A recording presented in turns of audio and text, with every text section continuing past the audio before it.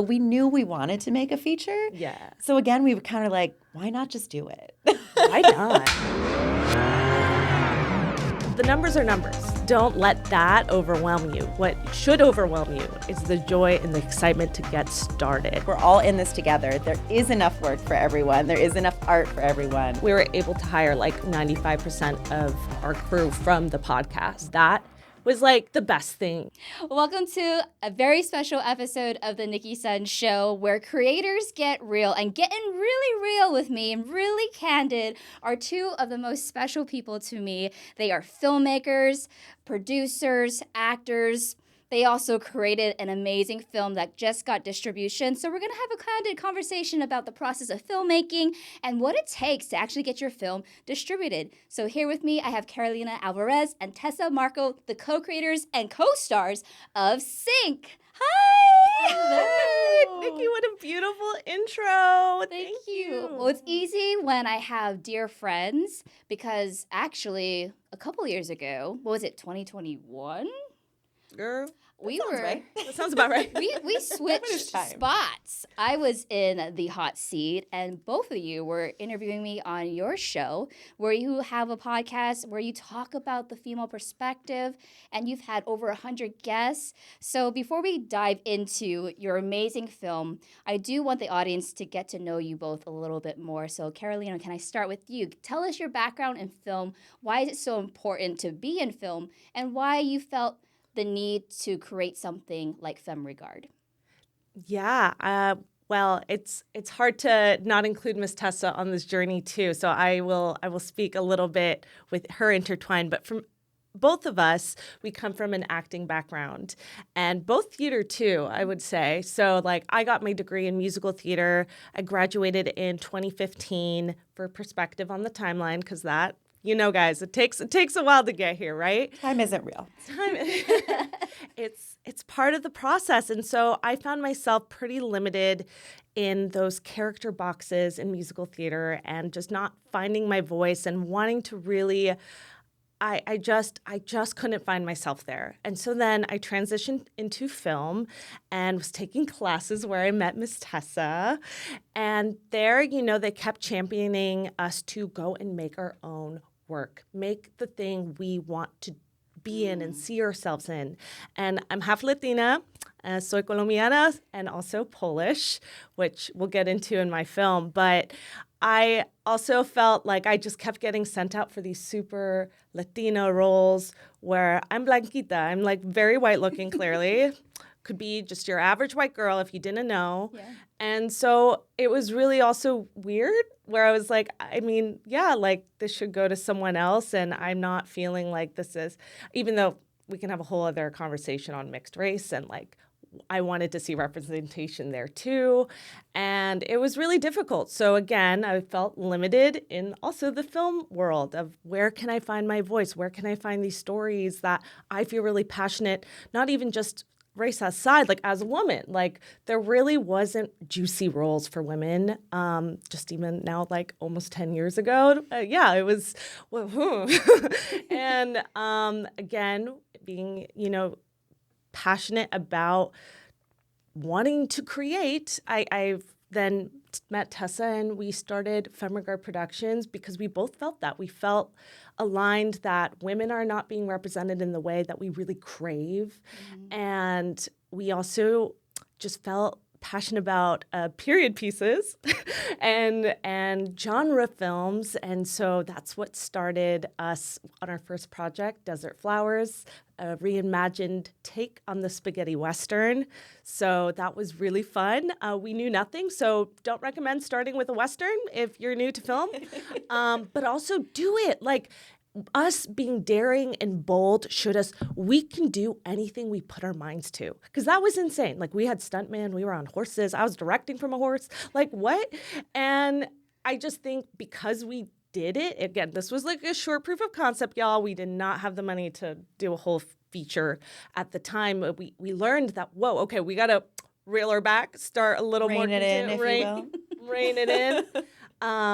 But that was a really long, I could long-winded answer of saying that's kind of what started our filmmaking journey, because we learned how many moving parts and how to be smarter producers. And that's, a few years later, we made Sync, our first debut feature film. Oh my goodness. Well, thank you for that beautiful summary. I know that there's so much more that Carolina Can you tell does. I've been on a podcast? Can you tell that? Well, this is amazing. This is how to perfect your pitch on a podcast. That's amazing. Well, we have a protagonist in one corner. Now, the other protagonist we have here, Tessa Markle, can you fill in, color what she said, but also bring your own story to this? Absolutely. So again, I echo everything Carolina said about how we got started and what we were really wanting to bring into the film scene. What we felt was missing for ourselves personally, of course. Like, we wanted to create stuff we could act in. Like, let's be real, there's not a ton of jobs out there all the time. We're auditioning and not getting cast, So we wanted to create that for ourselves, but also, like Carolina said, bring that opportunity to the space, And I think another thing was kind of, to be honest, proving ourselves personally, but also just like indie female filmmakers. Like, we can create something, we can make this beautiful, creative, unique stuff, genre films, period pieces, all of that, So I think that's really how we got started. And I remember just as an actor coming out here from theater backgrounds, like Carolina said, but starting to get into film, so many people just said, well, you have to make your own content. You have to make your own content. That's the only way you're going to get, any roles, whatever, blah, blah, blah. I do agree with that. But I feel like, especially at the time, and it is getting a little better now, there was no direction of, okay, how do I do that? How do I get started? What do I do, And for us, it kind of worked in our favor because we had no idea. We were going into it naive. We just jumped right in, So I would recommend getting a little more prepared than we had access to be able to do. But it did work in our benefit, because we were hungry. We were ready to just jump in and do it. And we learned while we did it. So then we were able to do bigger and better things. And that's why we started the podcast, because we were learning so much on the job. And we wanted to share that with everyone else that came out here to do this, like us. And, we didn't want to gatekeep. That was a really big thing for us, too, when starting the podcast. Why keep these secrets? We're all in this together. There is enough work for everyone. There is enough art for everyone. Mm-hmm. So, and building the community, too, which is really, it's been amazing to see our community, our femme come together. Yes. Yeah. Well, I just have to pause right there and just say kudos and congrats, because while you're both navigating your own careers and what you want to do in your own journey, all of a sudden you felt the need and the desire to create a community where filmmakers, particularly women in film, felt seen and heard. Not everybody has to do that. Anytime you see something wrong in the world, it doesn't really compel every single person to start a film, start a podcast. So I just want to say thank you. But can you go back to the day where you two met, and how did you come to meet each other and sync together? Yeah. Well, I'll start with class, and then you can take it over from there. We had met in class and, just got to talking and what do you want to do? What kind of stuff do you like? And, we were very much on the same page there. We wanted to see the same kinds of things get made, and we wanted to be in the same kinds of things, So we kind of had that vague conversation of like, oh, maybe we should work together. And then we had the opportunity to outside of class. Yeah, at the time, I was creating a web series, again, trying about a young Latina mixed-race woman trying to find her place in the world and feeling so like battling between two different cultures. And that's kind of, again, where I was starting to like, how can I showcase like who I am in the media and what I want to tell? And so we brought Tessa on as just a small part in it. And every meeting we had, Tessa was there with her pen and paper, taking all the notes. I'm a Virgo. I can't help it. And I'm like, yeah, it's Virgo moon. Virgo sees Virgo. A whole lot of Virgo energy. You're both Virgos. I'm a Capricorn, so I know that we're definitely all the same vibe. A Scorpio sun, I have to say. Scorpio sun, but Virgo moon. And so we are in this collective. And then I have the Scorpio moon, by the way, so this is why we we vibe so well together. We are literally opposites there, This which is why so you're all funny. in sync. I mean, we're gonna get to that. We are but gonna. I feel like this movie is honestly essentially about friendships with dark twists and turns. But before we get into that, we really want to know how these two got to be such besties, to play besties in the film. Yeah, and that's the thing. Like, you catch a vibe, right? Vibe check always. And I was like, this girl is like on time, always taking notes, like more notes than the male co-creator I was working with. Not to say names, but like it really stood out. So when things started to go south with the male co-creator, I was like, like things weren't getting done. And I'm someone who likes to get things done. So I turned to Tessa and I was like, hey girl, like, I see you in your notepad, showing up, doing all the things, and I appreciate it. Do you want to do something together? And she was like, yeah, girl, I'm down. I said, say less. Okay, how about, what do we like? We like period pieces. Oh my God, yes. Like, but we can't find a castle here in LA. Yeah, I know. Can't find a castle. What can we find? The Western landscape. And then we were just off to the races from there. So a lot of times out scouting the desert, spending hours together. And I think that's the thing, when people show up for you, even in the smallest ways, that's why I always, like on our podcast, would preach, there is no small position on a set. So you can show up as a PA, as a small role, and still get noticed by someone running it, because those people who really show up, you make such an impact. Like, you don't go unnoticed. Like, every producer will notice you. So don't think you're playing a small part, especially if you volunteer. Like, girl, we volunteer all the time, Yeah. Like, I know it's tough out there and like everyone should get paid, but we all got to put in our hours, because I believe in karma in that way, and that will come back to you. So, sorry, I just have to say that I'm very passionate about that. And like how people show up means the world, especially on a small project where it is a labor of love and everyone's just trying to make something happen. Absolutely. So in this case, it was a notebook. So ladies, grab. We have to get sponsored by notebooks here. What gives women the audacity to create their own thing? What has given you both the audacity, which I love, the audacity, that word. That's my favorite word. To create, to do your own thing, to be like, heck with what society deems is the way, and to create your own thing. So I think just especially for young women who want to get into filmmaking, we often get approached with like, oh, imposter syndrome and all that stuff. But I feel like that might be the starting point, but I see you both on the end of, I had the audacity. So can you give us some tips of how did you discover that you had the audacity to do these things?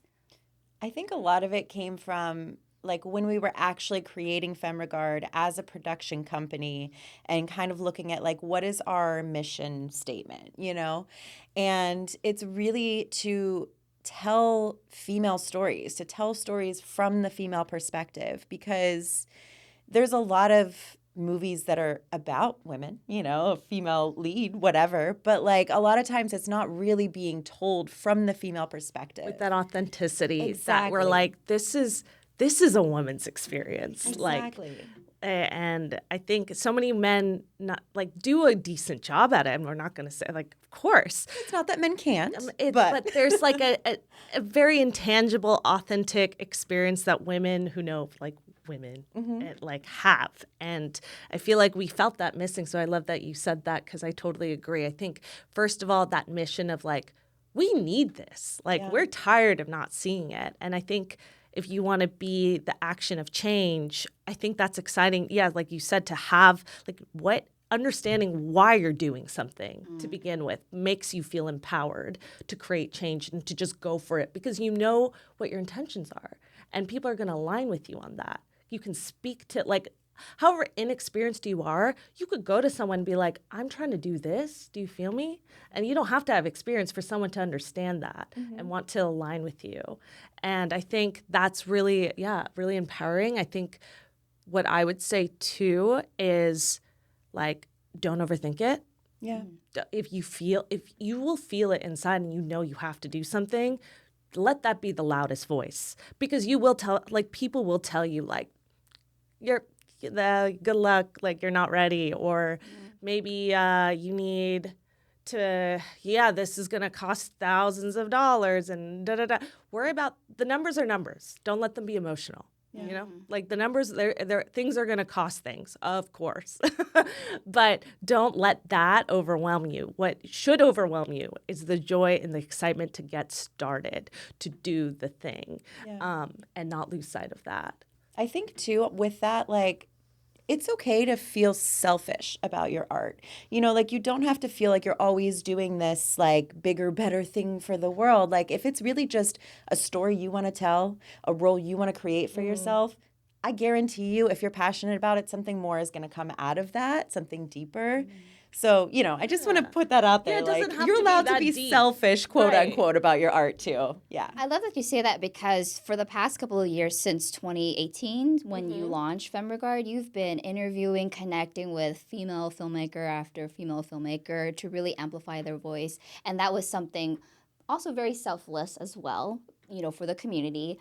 So taking We wanted it. Absolutely. That was the thing. We were like, we don't know any men in this industry. I mean, sorry.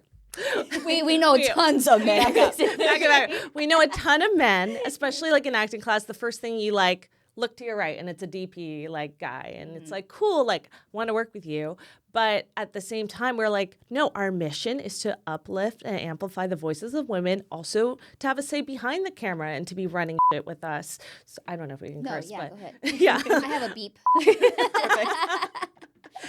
But I think that was the other thing. Like, we started the podcast to build that community and show off these amazing women who should get hired. Because if we couldn't hire them at the time, which we'll get to, we were able to hire like 95% of our crew from the podcast. And that was like the best thing in the entire like mission of building this production company to making our first feature, was hiring the people that we like met along the way.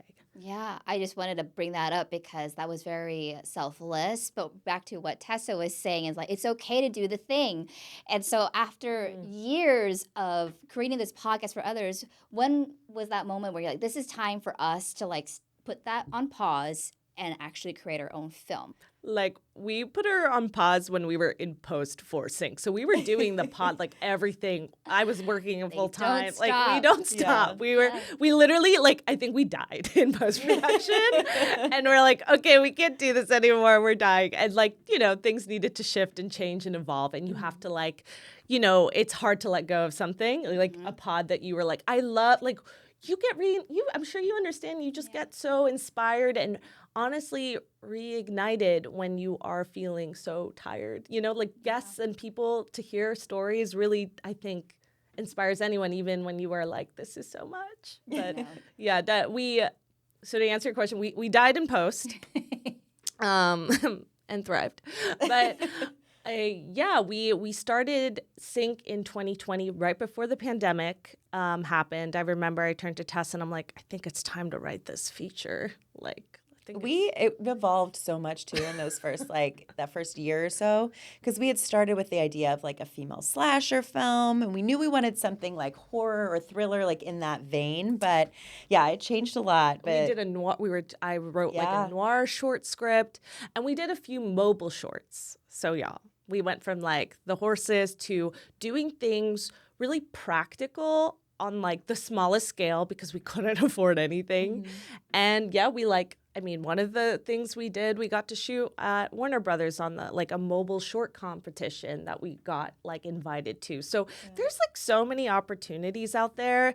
It did feel like kind of crazy. And again, like the audacity to go from like not really doing this crazy short film that did well at the circuits to like just diving into our feature. But I was like, I just think we're ready. Like, I don't want to wait.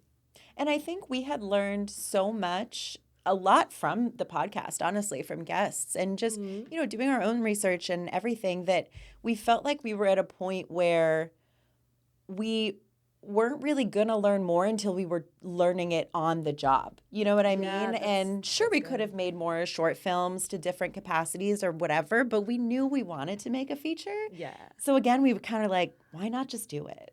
Why not? Yeah, so tell us, let's get into the world of sync, which I'm so excited about. I want to hear from your mouths directly. All right, how did it start? Why choose this theme? And I know Can we you're credited with Cynthia Ariana it right now? Oh, wait, let me get one finger. Okay, Okay. I'm ready.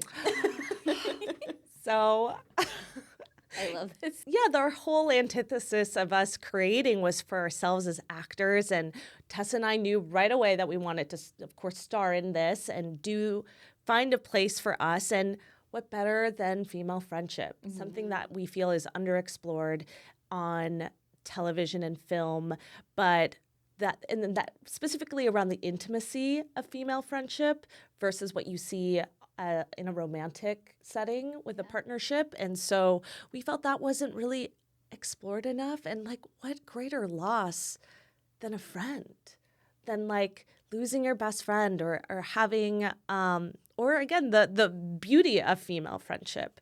And so that was definitely where we both were like, I love this because this is can be just us at the very minimum of it all. But at the maximum, okay, us being the thriller psycho queens over here, where do we like make this a little spicy and dark? And I honestly still have a hard time now remembering where I took the sci-fi turn because I'm not a sci-fi like enthusiast. I couldn't even tell you because I just want to say, like, Carolina really is the writer of this to the core. Like, I helped her with ideas and editing, but like, she is the writer of this story. And at some point, yeah, you really just kind of came to me and you were like, okay, this is like what I have now. And I was like, okay, I'm into a morning it. shower moment. Like, I don't know. But I think what is so prominent about, so where this went was with the sci-fi element, we wanted to use tech. And I felt like tech was a great vessel to contain a toxic female friendship. And what does that look like when we already see it with social media and how invasive that can be? Like, you can really know where your girl's at any given moment, like just peep on her stories. And what happens when it's elevated to a mind-syncing app, right? And so our story is about two women who come together and sync their minds via a new app called Sync, which allows them to communicate their thoughts and their emotions mentally. The crazy thing about it too is like, as soon as we kind of landed on this idea, real world stuff was happening with it that, I don't know, maybe we just weren't aware at first or whatever, but like it was syncing up Yeah. with the real world. It was crazy. It's something about like definitely I feel the more we dug in deep over the next course of the 3 years, I think we spent writing and polishing it and pitching it. We just went down this rabbit hole where like, this technology is here today. Yeah. And that is insane. I literally was listening to a podcast the other day about aliens because that's what I'm into. But they were talking about like the technology existing to get a microchip in your brain, and they were like, I don't think people should do this. This is a really bad idea. And I was like, oh my God, like it really is real right now. So real. Yeah. I had a question with that because you started writing in 2020, knowing that this was going to be set in the future and so much can happen exponentially within the advances of technology. How did it make you feel of like, is this future enough, or do we want to ride the wave of like, this could be happening right now, even though it is the future, it's happening right now? Yeah, that was I think a constant conversation Tessa and I would have in our writing sessions because, yeah, I'd research something and I'm like, then the news would drop about Elon Musk's new whatever. And then you're like, holy crap, this is literally happening right now.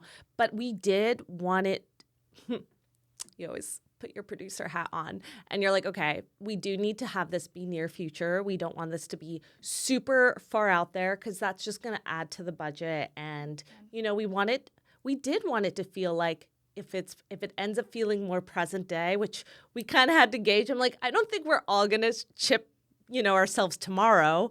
I hope not. But we were like, okay, this can still be so relatable just with social media, the presence there. And if it does take off even further, that'll make our film even more relevant to why we should caution it, a cautionary tale today.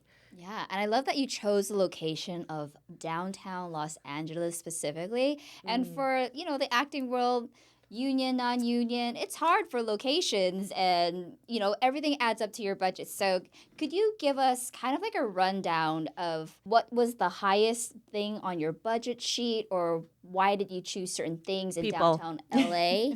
People. We give it to our people the most. And I'm very happy. Like, that's where, there were definitely people who did us favors. Like, let's not kid around and be like, oh, we paid everyone all this stuff. No, But it was important to us to pay as many people as we could as fair a rate as possible, you know? And yeah, people did us favors by, charging less than they normally do. We did have a few volunteers on set, but we know from being on set and being actors, how many times you're just asked to completely volunteer your time and your equipment and all of that. And we just didn't want that, So it was really important to us that we were budgeting that from the very beginning. Yeah. And then outside of that, I would say our location. Again, that downtown LA apartment. But again, magic happens when you just meet people and share. And I would say we got such a great deal on that. And then I think, everything else just adds up. But I would say location was probably the next biggest. And then getting the packaging of equipment and some of our biggest players to make sure, again, you guys are going to be rock stars with us. So let's make sure you're good and then we're good and we can really do this thing. And so, yeah, I would say that. Yeah, and I saw that your DP shot on a Komodo. Yes, he did. Shout out David. David Lee. He's amazing. The biggest question is when you have a film ready to go, how do you choose the players, your main key players, to make that film happen? Yeah, so I met David on a brand shoot that I was creative directing, and he wasn't even DPing that shoot. At one point, I just noticed his energy. Energy is everything, how I hire people. So I'll just put that out there. So I noticed his energy. He was being super supportive. And we just had one aside at some point where he shared he's a DP filmmaker, had done a bunch of shorts. We exchanged info. And actually at the time I had another DP tied to the project from years ago, again, doing the acting class thing.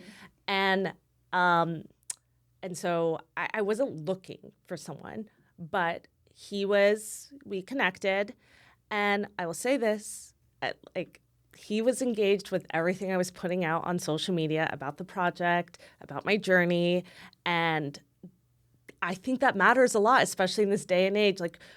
It's really hard to do social media. It takes a lot of time and work. So when someone's actually engaging with the stuff you pour yourself into, that to me means a lot. At least for me personally. So I just really noticed him engaging with me still after this little shoot that we did together. And then when my original DP fell through for the scheduling conflict, I thought of him right away. And so, yeah, immediately he's like, yeah, Carolina, let's go. And I'm like, oh my God, David, yes, I don't send me a reel, but I love you. I want to work with you because the energy is, again, everything. But of course, look at the reels and stuff but the fact that I'd met him and again, the positive, cheerleader energy. He's just my hype man.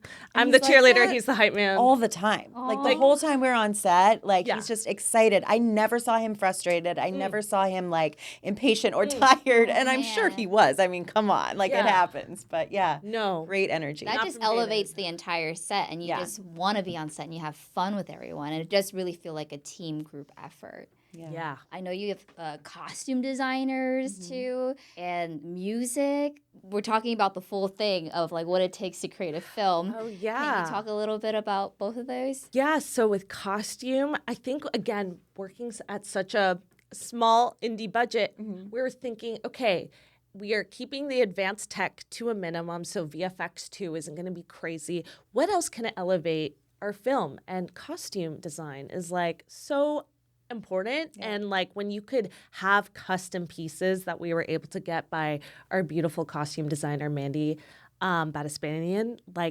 that elevated the film so much. So with Tessa and I, we decided our colors. So you guys know, pink, blue.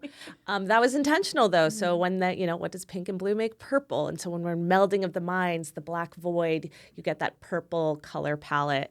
And so Mandy was such a great collaborator in kind of seeing my kind of color palette vision, and you love someone who nerds out with you in that way. Yeah, so. she was very intentional about everything. Like she did make certain pieces and then she found other pieces. And yeah, just even like as the film progressed, the colors got like darker and just things like that she thought about really made a huge difference. And again, it's like that passion that she brought to it, Exactly. Oh my goodness. And even the sound design, because I was watching it and I was like, ooh. Like the sound really adds so much to the film. So can you tell us about the process with music and sound? Yeah, so our composer, Adele, we had met her from our podcast and just had seen some little clips of things that she had done, which were also in that same vein of like horror thriller, and just how creative she was with it and how much emotion it brought to it and how unique it was, like the violin was kind of, I think, her like passion instrument. And the way that she would bring that to that suspense was like, it really drew us in, so we knew we wanted to bring her on for the project. And we're just kind of throwing vibes at her like, okay, do your thing, and what she came back with was fantastic. When do you bring on sound? Is it when you finalize, the story, or was music and sound such a part of your film that it kind of had to happen in tandem? I think we were sending her bits and pieces throughout. Like we had gotten her to sign on to the project relatively early, and we were sending her like ideas. And as we were starting to get footage back, then later after the shoot was finished, we were sending her things. So she had an idea early on. But Yeah, we wrapped sync in August. I kickstarted post in September with our editor. Shout out Adam Moffat. Or Moffat. I always say his name wrong. I don't know. Adam, I love you. Adam Moffat. And with Adele, he delivered the rough cut end of September. And with Adele, I then sent her that immediately. Again, I think we didn't know how this process worked. Again, never done a big project. No, thank you for saying that, though, because there's always this idea or this assumption that it's easy. Like, No. it's very linear. And there's I'm sure also it's very no one nonlinear. way. Like, some different processes work for different people. Some people will bring their editor on set with them while they're shooting, Right. so. If you have the luxury of doing that, like you get an on-set editor. But I like to work in a way that I start as early as possible. Like with anything, with pre-production, as early as you can get people involved, get them involved. And even with Adam, we were talking, we couldn't afford to bring him on as an on-set editor, but we had him on like conversations, I would say 4 months out from shooting, like having conversations about VFX setups, everything. So that's the advice I'd lead with. Like if you don't know what you're exactly doing, that's okay. Because like Tessa said, there's no one right way. But I would say giving your people as much as you can sooner than hurry up. Like now here's everything. Like good luck. Like but no one wants that. And so I think with Adele, we sent her that rough cut and then started sending her like. Yeah, no, she was right away, from that rough cut. Because Adam had did a beautiful job with some temp music. And that was kind of the tricky thing, was me understanding, all right, he's sending in temp and she's going to do score, but also like he's helping with some sound effects. Yeah. So like, it's like who's really... It is it's a collaboration. Like everyone is bringing, and then I'm bringing my music producer boyfriend to do like the big wow wow sounds. It's like, he's got some fun. Like he was playing around with effects one day and I'm like, ooh, and I was like, Adele, check this out. And so like, it's this beautiful collaboration that I think you can't help but get everyone involved like at the same time. My goodness. Yeah, it's hard to wrap your brain around like what is whose job. And, like obviously on big studio sets, like people have specific jobs and maybe they overlap, but like they know what they're supposed to do. But on small indie sets, you have to collaborate. Like there's only so much budget, let's be honest. But also it's like you're saying, it's a beautiful collaboration because then you can be inspired by each other and work together to make the best product. Yeah. And we're talking about post production. I'm sorry, I'm going all over the place. That's how it is with film. We're very nonlinear sometimes. But in regards to pre production, how long did it take for you to start shooting? Yeah, we gave ourselves officially 6 months of like intentional prep. Of course, like I said, like prep started years ago, but like 6 months was our absolute like official. pre-production. So Jan to June. Okay. And yeah, in that time, you know, I was working separately with David on shot list parties. And I also, I direct, wrote, and I star in this with Tessa. So, right, like you can't be unprepared. You know, like if you're doing you should always be prepared, but like you can't.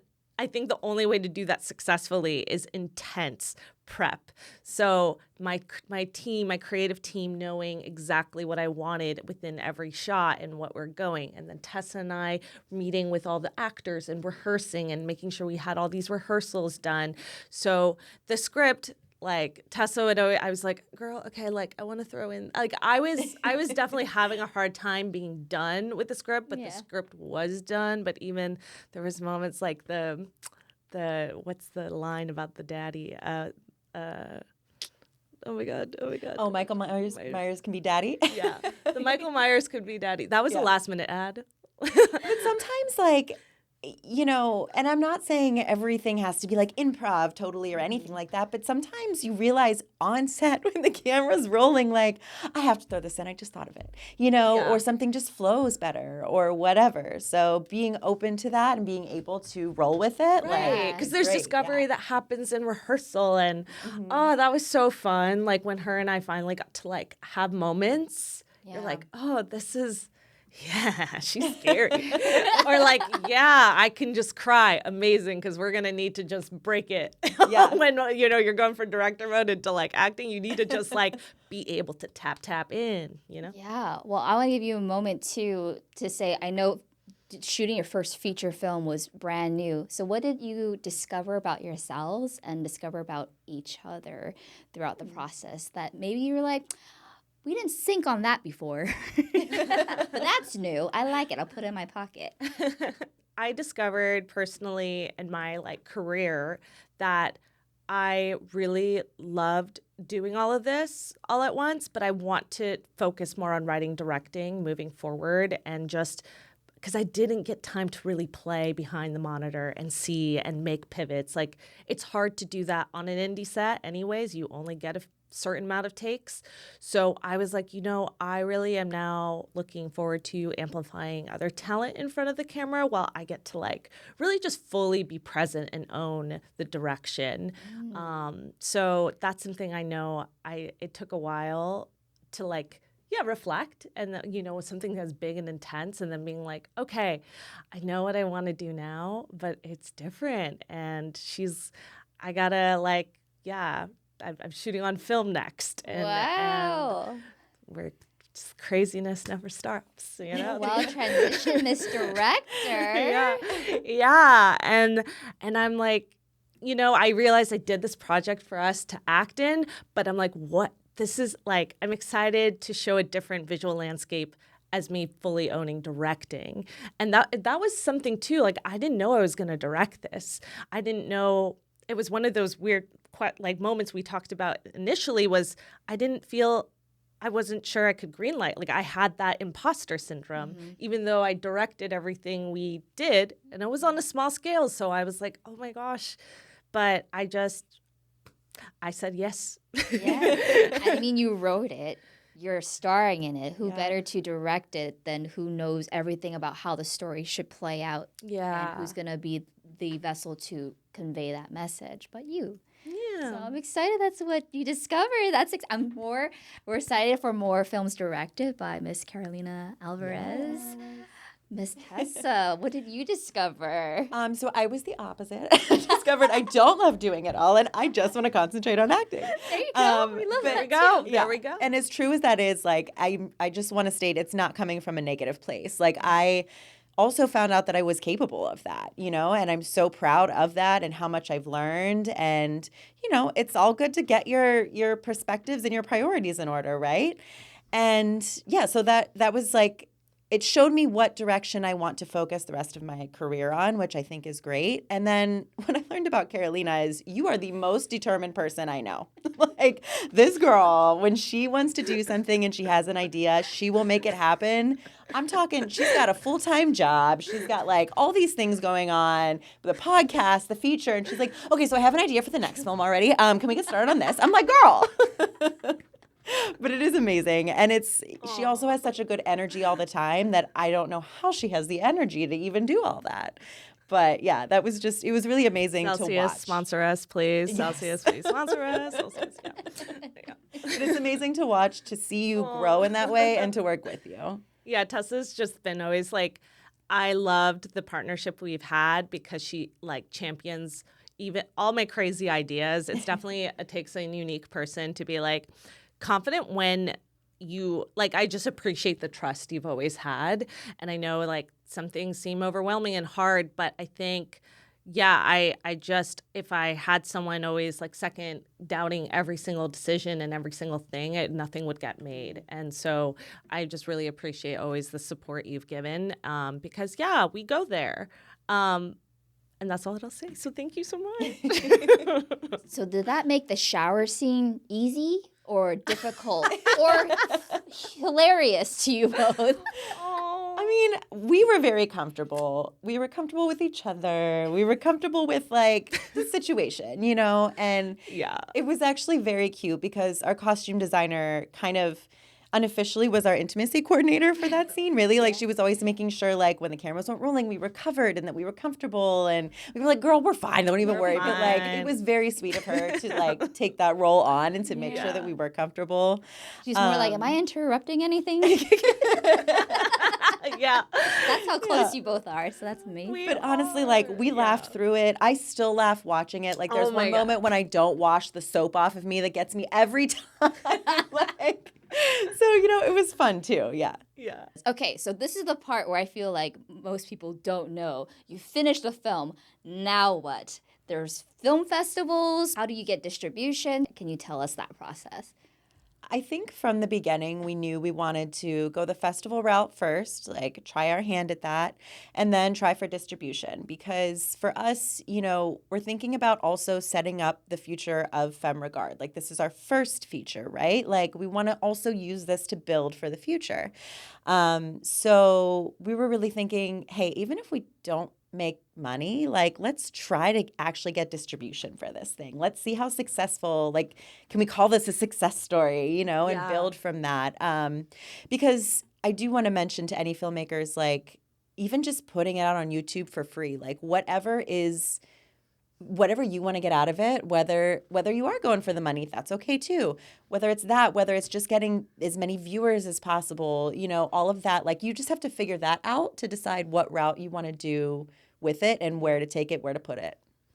Yeah, to echo that, I think knowing kind of what your goals are, because the success story, right, can look very different for anyone, right? Mm-hmm. So having a million views on YouTube is a success. Like you could self-distribute and find that a success because then you're just green-lighting yourself, right? And getting people, at the end of the day, the most like important thing is having people watch the thing you worked so hard to make. And like that is success in itself. And now you can even make money on YouTube. So that's the thing. There's monetization in every way. So I think to what Tessa said, like for us, our goal was distribution. So that even affected us in post, honey, because and this is also, I think of something I like to share with others is we didn't have the money all like sorted out. This was a very stressful, every single benchmark, we needed more money. Mm-hmm. So for distro, we needed more, I mean, not there yet. Post-production, we ran out of money. And I think my whole thing is like, do what you need to do to get the thing done, and then pivot. And so we got sync. She loves that word, by the way, pivot. We love it too. Pivot. So we got the thing done, and then we were like, the audio just isn't there. And you, rule of thumb, we know, don't come for us, don't come for me. You shouldn't have your editor do the audio mix, the final mixing on your film, because they're too close to it, and you want a professional who like really can get really in there. But we had a really good solid cut with what Adam had done. And we know if we wanted distribution, you just got to have it polished. And like, we also felt like we would do better in festivals too if our audio is like super polished. Because the thing is, what we were talking about with the music and sound effects, the audio mixer also brings that. So all these cool digital effects that you hear, like when even our voices, the way it sounds when we're speaking to each other. That was so cool. I was like, whoa, they went extra on this budget. That's amazing. Well, girl, we had no money. And then we found some, because that's what the audio mixer did. It wasn't cool like that till he brought that level of expertise. And so for us, we're like, okay, if we want distribution, that was important for us, we need to give it that polish. And so we spent another 2 months finding money for it, and then paying this guy to hurry up. We need to submit to like festivals. So please, can you do it for like very cheap and as fast as possible? And yes, our beautiful mixer did a fantastic job. And we entered the festival circuit right away. Like, yeah, we were, we were submitting before the film was totally done. Like, our we strategy knew where we wanted was, to go. we were like, we know we're doing this. And that's the other thing. I'm not, maybe it's just me, but like, I'm like 6 months ahead on like any deadline, because I know it takes time. Like, even with festival strategy, you don't want to miss certain dates. So that was part of my thing. So yeah, I think a month after, we premiered at NoHo Cinefest. Wow. Shout out. They also have New York Cinefest. We ended up in both. And Gustavo, the festival director, is incredible. And he's so supportive to independent filmmakers. So I do have to shout him out. He was our premiere festival, and like, it was incredible. So we launched there, and then I would say in October we started. That was September. October, I already started distribution research, because I'm like, we got to learn. I didn't want to pay anyone. We didn't have money to pay anyone to like be your sales rep. But I was like, this is going to be a beast, and we got to start learning now. And the learning for distribution was very interesting. It was very hard to find information on like, okay, what do I look for in a distributor? Like, how do I find them? How do I, and because the distribution world has changed so much in the last like decade, I mean, a lot of filmmakers that we talked to had distributed films before that, like, the advice they were giving us wasn't even like applicable now, or, and when you ask someone for advice, you kind of have to know what questions to ask too, and we didn't know what questions to ask. It was very hard to like start to get that information. Which anyone that has questions, please contact us, honestly, because like we said, we don't gatekeep, and now we can actually share some information. We know what to look for. Yeah, but it was a process for sure to even get to the point where we were finally then submitting to the distributors. Can you share some questions that you learned in the process that you could possibly share? Just a couple that, okay, these are good questions to ask when finding a distributor. Yeah, I mean, we were lucky enough to kind of get like a spreadsheet of people to look up, like asking a few different people recommendations and that sort of thing. But I also say take everyone's recommendation with a grain of salt. There are a lot of Facebook groups that were very like, this distributor is awful, this one's awful, this one's awful. It was just all very negative. So we were kind of like, okay, they can't all be terrible, right? Or just, I guess, forget distribution altogether. But, we would take what they were saying, and if they had a point of why they didn't like them, okay, note that on the list, But then once we just started reaching out, kind of cold emailing, and similarly to hiring our crew, it was a lot of like vibe check. It was very much, okay, we like this energy, they're excited about us, or they're hungry for films, or these ones seem really polished, like they have this all listed out of their process. So that was kind of the start, I think. Yeah. And then to get like, you'll learn, and I hope to put this out as a resource on Femme Regard of like the type of deliverables that you need. So there's like probably about I'm going to say maybe 6 deliverables that are going to be the most common across distribution. So anywhere from like the cost of E&O, obviously the percentages, the marketing budget, the various copyrights that they may require you to have. And to us, like, yes, all of this is more money. So there again, here's where you need your distribution budget, because that's going to come from the filmmaker. Sorry, they don't pay for these things.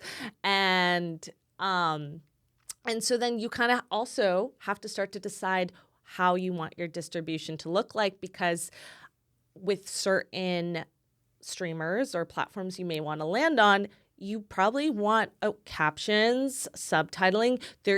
Those are assets that you can't have it be like cheaply made. They're not going to pass QC. You fail QC, it's going to cost more money. So then you're going to also like look at how much QCs cost. And so you start to kind of create this itemized list and comparison. I recommend spreadsheets for everything.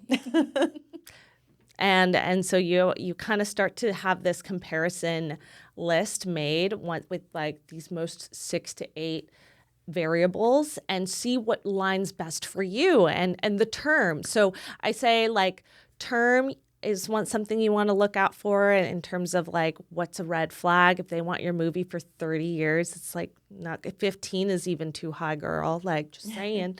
And then the percentage splits, making sure that's at a healthy range. And then as Tessa mentioned, like reaching out to, we did a lot of IMDb Pro stalking. Not ashamed to say that, because stalk us and reach out to us. If you like end up speaking with a distributor that's similar to ours, then, we like that's helpful to know, like if they're comfortable in sharing, which a lot of filmmakers graciously were, of like, yeah, this is kind of the splits we got. This is about the budget we got for marketing. And that helped us know we were like in a safe zone with someone. So I think doing a lot of outreach, as Tessa mentioned, like start getting feedback. No, there's going to be a lot of negative stuff out there, but you just got to have those conversations yourself. And I think that was the most empowering thing, again, in this whole process, was not letting a sales agent do the deal, because once we knew what all the assets were, what we wanted, we could just negotiate for ourselves. Mm-hmm. And that was pretty baller. I think the last thing I'll say too is like, so sorry, I just love it. It was like pretty baller, if I have to say. The other thing to look at it too is like, especially like actors, you'll feel me on this. Like whenever you're submitting to agents, it's always scary. Like you feel like you have to do everything right by them and all that, but really they work for you. And that's such an important thing to remember. The distributors work for you too. Like you have to fight, you have to negotiate, like to get what you want.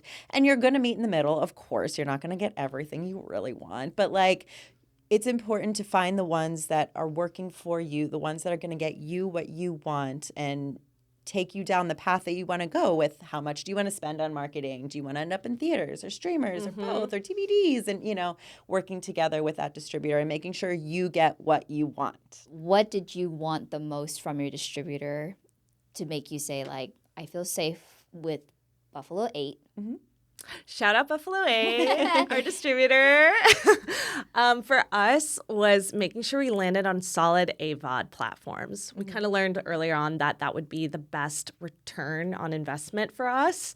And like they seemed pretty plugged in that space. So we were like feeling confident, which a lot of distributors are. So I just felt like uniquely we liked their communication off the bat. They were very like patient and communicative, friendly, like not pressuring us in weird ways and checking. Like they were one of our first offers, and they waited 6 months. Like that's, again, don't feel pressure. Again, these people, they love your movie.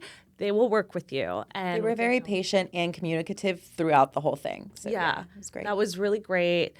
And so again, that was the vibe check. And for us, it's marketing and support and seeing. We wanted someone who understood this modern digital landscape and could kind of help with push, because we made the decision early on we didn't want to do a theatrical. It's expensive, and it's sad. Like I love theaters, and I would love this to be seen in more theaters. So that's not to say we would never show sync again in a theater. I hope one day we can. If you own a theater and would like to see Sync, come to you.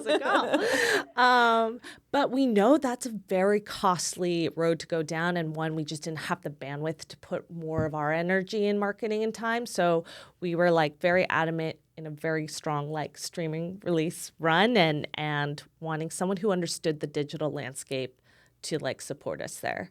I think one other thing too that really drew us to Buffalo 8, and they weren't the only ones that did this, but it really stood out, was their like organization and breakdown of everything. Like even from the original offer, it was like, okay, this, these are all the points that are covered that we can offer you. And once we did sign with them, like they sent us so many resources of like, okay, here's, the timeline of what needs to be done. Here's these contacts. Here's, all these spreadsheets that like we like I love a spreadsheet. I told you. We love a spreadsheet. So we love, like, I don't want to see a messy, like, outdated Word doc that I got from some people, and I was like, this looks like you guys need a revamp, and that's telling me you're not there yet. You need time to like do a revamp, and that's great. I want someone a little more polished because I don't have time to be like revamping with you, and like that's the thing. I think some people. You got to check in with yourself too to know how much, because you as a filmmaker, you're always going to be pushing your project the most, of course. Like, you can't get mad at that. That is like your role in this, but also like they should be helping you and they should be supporting you and not creating more like chaos in the mix. P.S. Who does the marketing for your social media? Me. I was figuring it was you. Take a guess. So literally, I'm just like, how do you get all the energy to be the director, the writer, a co-star? I told you, I don't know social how she does media. I don't know. A passion. Yeah, wanting, knowing. I'm just like, I think you guys know how hard it is in this day and age to make it and make something happen.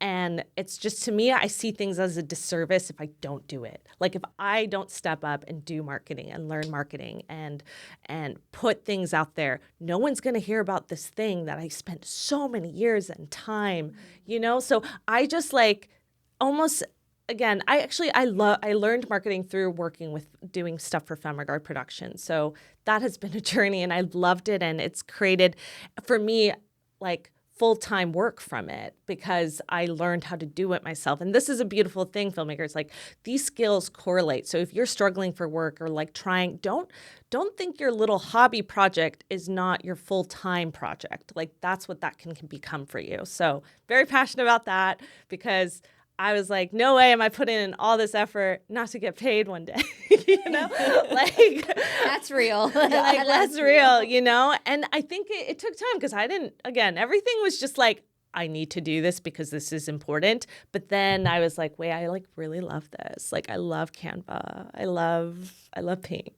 Like let's just do it all. No, if you follow Femme Regard, you will see like very pink hot girl aesthetic. But I want that for film because it's a very, was a very male dominated black dark space. And I want pink and I want feminine energy. And I'm really passionate about that. Making horror pink, y'all. I love it. Speaking of all the pink and feminizing the world, where and when can the amazing people of the world watch Sync? So you can pre-order it right now on Fandango at Home. Starting March 6th, it'll be streaming to rent or buy on Fandango at Home, Amazon Prime, and Hoopla, and Verizon Fios. And then starting on April 4th, it'll be free with ads on Tubi, as well as a few other streamers. You can follow us at Sync the Movie to get those details.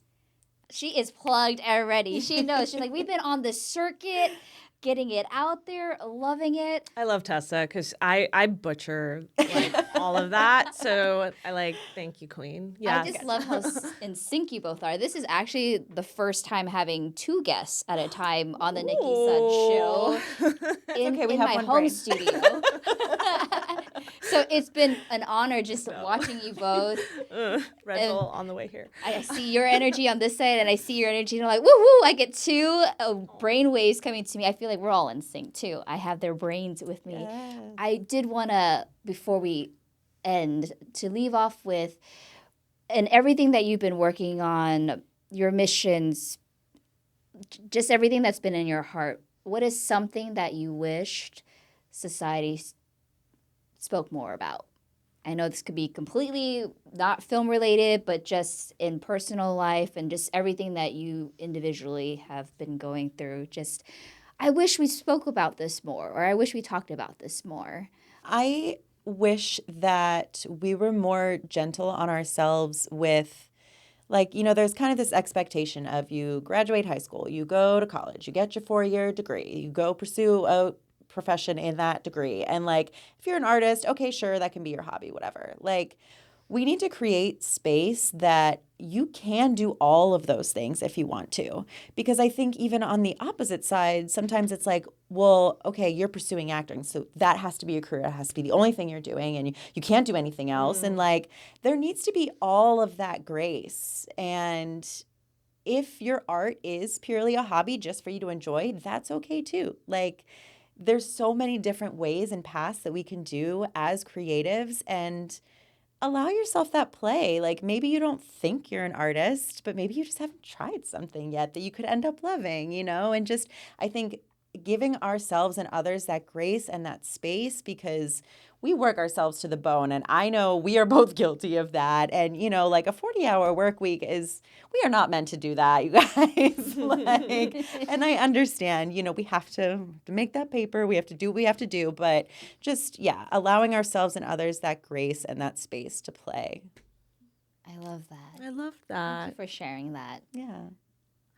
Yeah, and I love that too, because I think starting out, I felt like it was looked down to be a multi-hyphenate, and it's like you can't do all these things, and that's why I was scared to direct too. I'm like, what will people like? I was embarrassed to like say all my titles, and now I'm like, hey, but hi, I did all these things, and I'm proud of it. But I think it was awkward at first, like uncomfortable at least, to be like confident in that, because of what society expects from you. Mm-hmm. You have to be the actor, and this is the only way. And then if not, you're not a serious actor, and you're not a serious director. Like all this crap that you don't need. So I really appreciate you saying that, because I felt that version in my life, trying to do all this crazy stuff where you're like, how do you do it? I'm like, girl, I don't know, but like, I want to do it. That's the thing. If you want to do it, you will do it. You will succeed. And it might be really hard, and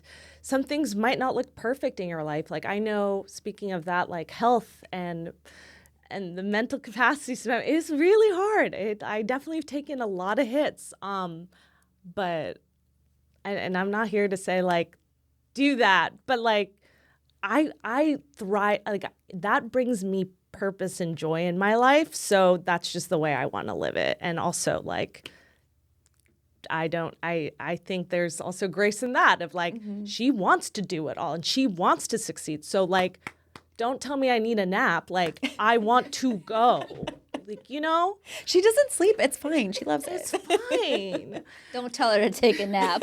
Don't tell me to take a nap, y'all. No, but I think you see, like, in both ways, there's like, I think there should be like just room for that, for that person to grow the way they want to grow, and live and enjoy their life and their creative pursuits. I don't know. I think that kind of does echo like a bit what's been on my mind of like, we are celebrating making our first feature, but yeah, behind the scenes, there's definitely a lot of other stuff going on. So like, it is like that space of, check in on your creatives and like everything, every support, every share, every like, again, like I pour my heart into my marketing and stuff. Like all of that does go such a long way for your filmmaker friends. Like that is, if you can't afford to pay to go see their movie or their fundraiser, again, just sharing and liking that I can't tell you how much that means to me as a creative. And why do I'm not getting emotional. But yeah, it's like you pour so much labor of love. So I think, and again, like right now we've been unemployed for a minute because these strikes, the life, the market, it's been so hard. That's like my third, on a vulnerable note, like third layoff in the past 5 years of like making something. And then you're like, I now have to like hustle still. But I think the hustle is real, life is real. And so like, again, any way you support and show up for your creatives, even if it's just checking in and saying like, I love you, girl. Hope you're doing good, means the world. So I think that's something that doesn't get, like those small little gestures, like to me, I know means so much, and I know I'm not alone in that. You're not alone, because I feel that too, especially in social media when you're doing everything by yourself. Like if you're the shooter, director, producer, I mean, like, I'm doing the Nicki Sun Show by myself. And it's one of those things where, like a like and a share and a comment means so much. But I just want to say I love you. I love you. And I just want to say thank you for bringing such a full circle moment to sync. I mean, little Easter egg. I am in the film as myself, but for technically speaking. And I, through that process changed like all my energy that I can still talk tech, but on my show. So that was very opening for me too, to just be like, wait, because I was getting like into this analysis paralysis where I'm like, I do all the things. I am a multi-hyphenate, but when I do stuff with film or tech, do I put that on Technically Speaking and then not on Nicki Sun? And it was actually weighing me down to try to feel like, oh, I have to run 2 different channels. So I just said, away with it. And when this film comes out, it's just like, yeah, we'd love to have you on the actual set. But instead of Technically Speaking, it is talking about tech and film with incredible women and creators of color on the Nicki Sun Show, which is very much me. So this is very full circle because I met them being a guest on their podcast, and now they're guests on mine. And we get to talk about the film that I feel like we've been a part of since 2020. Yeah. 6 years in the making. So much. Love it so much. And like bringing you on our show, like you are like probably one of the first industry leaders that I've seen in like woman in the tech space, like champion that. And that was so beautiful and important. And I think still it's so important to today. So we like brought you on our show, and then it was just, we're making a show with sci-fi and tech, and it was just it made sense. Like you were the only one that it could be. Like, well, it was an extreme honor to just even be thought of. You know what it means, like when you have these experiences and conversations with people, you want to help each other. How can we amplify each other's voices? And the moment I sat on your show and you told me everything Femme was about, I was like, I want more. I want in. So success is showing others the way of how they can do that, giving a roadmap, not gatekeeping. This is just the taste. I'm sure that you have another film in the works already. So any hints of what's next? I just have to say, we love you so much, girl. Yeah. Thank you again. Like this full circle moment and being here today is just amazing. And I'm just a dream come true. Again, like this is again, one of those moments where you're like, this is what we worked towards. So we could have this conversation here today. I love you. So we're shooting on film next. And I'm, because again, going back to like the period piece and the genre stuff, I think that's something that's always lived inside me. But I was like, baby fetus stage as a filmmaker. And now that we know what making a feature is like, we want to take it back again to the basics. And I'm working on like a short film, a body horror short film called Morning Shed, that I will shoot on 16 millimeter film so I can capture that visual landscape of what I call a stuck in time moment in society. So with both films, the second feature I'm working on is not the same story as the short, but the same message of like commentating on how we are maybe not progressing as society, especially surrounding women's bodies and their beauty and the culture and the roles that they play. So Morning Shed will be around beauty standards and a woman going through her very laborious morning nighttime and morning beauty ritual routines. And some 16 millimeters. Let's Woohoo! go. She's gonna be gorgeous. Yeah. So we shot a test shoot in Jan, and I'm so excited. You will get to see it soon. We're having a little premiere party for Sync, so I'm going to be showing her there. Oh my goodness. And we'll be fundraising starting April for the actual short. So more campaigning will be happening, but I'm so excited to share this project next. I think a lot of people will really love it and just fall in love with the pinks, guys. It's going to be like real pink. So excited. My goodness. Well, my last question then is, besides watching the film everywhere, Sync, and supporting your upcoming films, how can viewers support you now or get ahead of it? If they want to be listed in the credits as I executive produced or associate produced, how can they help? Because I know that there's going to be so many people who want to be on board and just get involved and collaborate with you both somehow. I think the easiest way is to follow us on social media. If you're on the gram, we're at FemRegard, FemmeRegard. And follow us or subscribe to our newsletter. So if you just go to femregard.com, a little pop-up will happen. Put your email address in there. And the newsletter also, it doesn't just keep you up to date on what FemRegard is doing. It shows you like what events are going on that are film related, what grants you can get into and contests. And like we really like amplify the community. So it's really a great resource besides just keeping up with us. Well, amazing. Tessa, Markle, Carolina Alvarez, thank you so much for joining me on a welcome back episode of the Nicki Sun Show. Make sure you go watch Sync today, March 6th, April 4th, and support these incredible women behind Femme Regards. Thank you for listening, and I'll see you on the next episode. Yay! Oh my goodness, that's amazing. You guys did it. Whoa.